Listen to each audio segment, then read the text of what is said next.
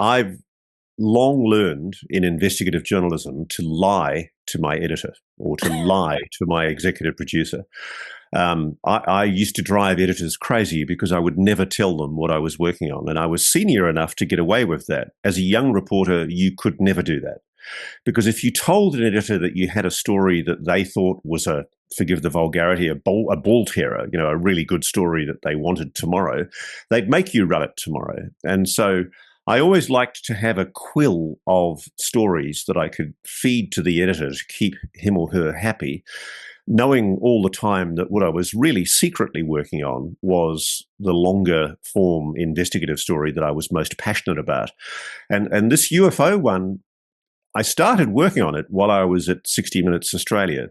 And we were an enormously well-resourced program. We, flew around the world, went all around the world, including to Sweden, and did stories on public interest. And it seemed like no expense was spared. And I remember I pitched this story to my executive producer, who sadly was a woman who didn't have a lot of interest in hard-nosed investigative journalism stories. And it was a huge problem for me because there was a change happening in media where a view was happening that editors, executive producers were tailoring what they thought the public wanted to see in the kind of output of the program.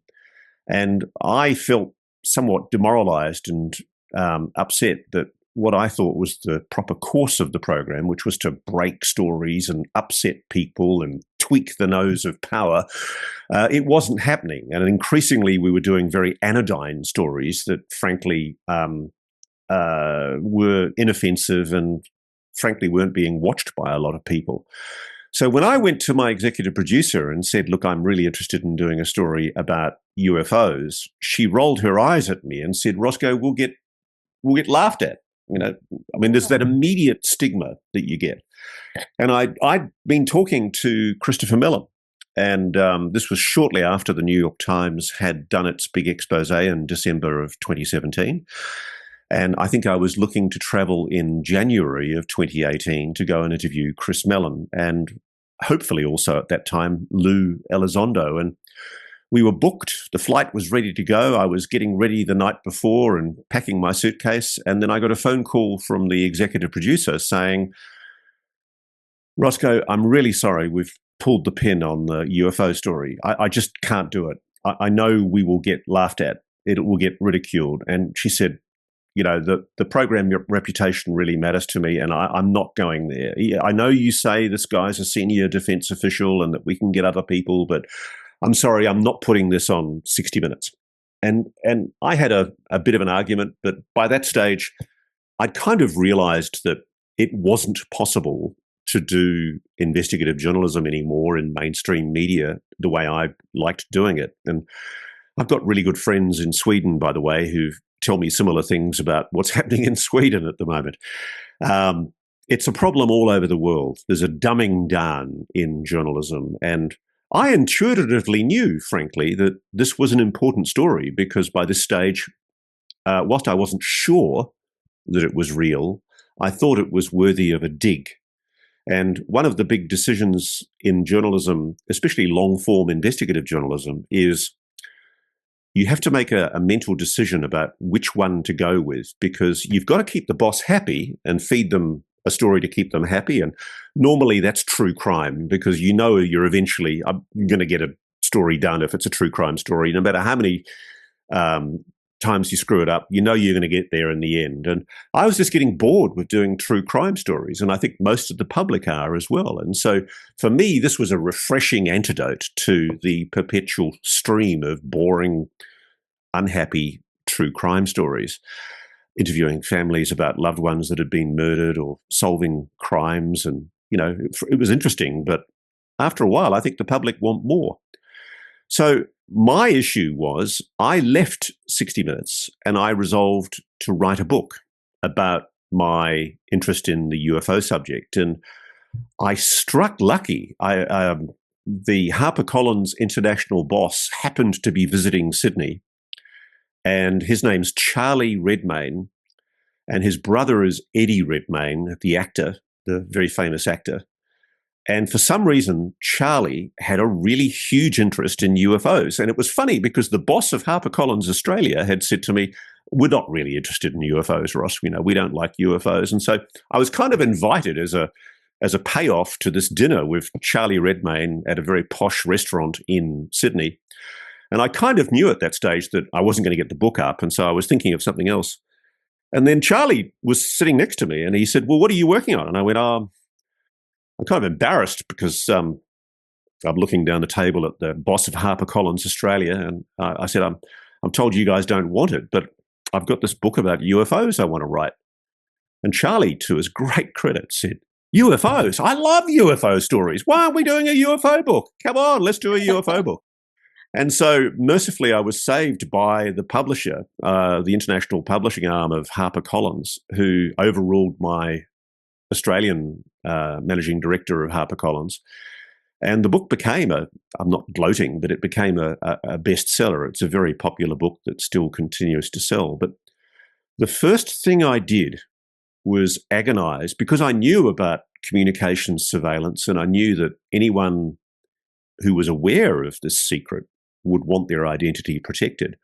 I knew if I rang somebody or if I emailed somebody, I would immediately compromise them. And journalists don't realize that. They don't realize just how easy it is for you to leave a digital signature when you do an investigation. And so the moment you pick up a phone and ring, say, a general, a retired general, or a former scientist, you screw up. And so what I did was I'll give you a few clues about how I did this. I resolved to write letters to people I thought might know anything about this subject matter. And I thought, let's have a look at scientists that have worked in propulsion, anti-gravitic propulsion, or in different extraordinary physics ideas. Let's look at retired generals in the US Air Force. Let's look at senior people in the Defense Intelligence Agency. And the wonderful thing about America, it's still just a democracy. It's incredible how much you can find out from public archives. And I got the home addresses of hundreds of people. And so I wrote letters. I wrote over 160 letters and put a stamp on them and mailed them. And within a month, I was getting calls and not calls, emails. And they were on because one of the things I'd advised people was do not email me directly, contact me through a system that I'd set up on the dark web or use this particular encrypted email system, or, I was giving suggestions about how they could get in touch with me through encrypted apps. And I was astonished because, I'll be honest with you, this was not a hard dig. I would love to say I was a heroic investigative journalist that, against all odds, broke the story wide open. But people wanted to talk, and they still want to talk. And I'm a member of a group called ICIJ, the International Consortium of Investigative Journalists based in Washington, D.C.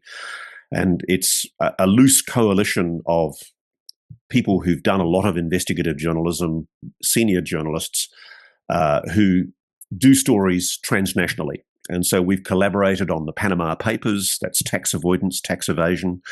We've collaborated on big pharma, crooked pharmaceutical companies, big tobacco. And I've built up friendships and relationships with journalists all over the world. It's a wonderful organization, and it basically heeds the idea that stories don't stop at the border, they cross borders.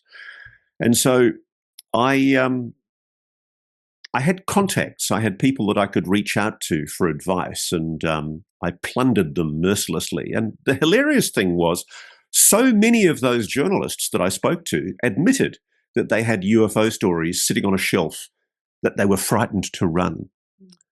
And time again, I came up against this stigma, this taboo, the ridicule. I mean, I can remember I went to one conference and a couple of my dear friends in ICIJ had left tinfoil hats on my seat, and I just laughed it off. But the hilarious thing is those people are now contacting me because they've seen the effect my stories have had, and they're realizing they've missed a yarn, they've missed a story. And what this is all about is the biggest disinformation operation ever, that the public were fooled.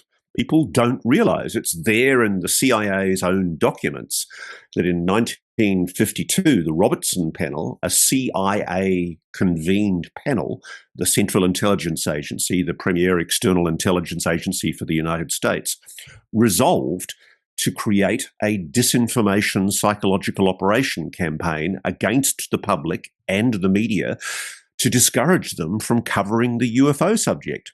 And it has been the most successful psychological operation, I suspect, in US history, because most journalists, even today, won't go near this subject. And I find it incredible because we're now at a level of proof with this subject matter, which is, okay, we don't have a flying saucer sitting on blocks for everybody to see, but the United States government, the Director of National Intelligence, no less, has formally admitted what was denied for 70 years, that unidentified anomalous phenomena are real, they are a genuine, authentic mystery worthy of scientific investigation. And the moment that the DNI made that admission, I think in 2021, everything changed.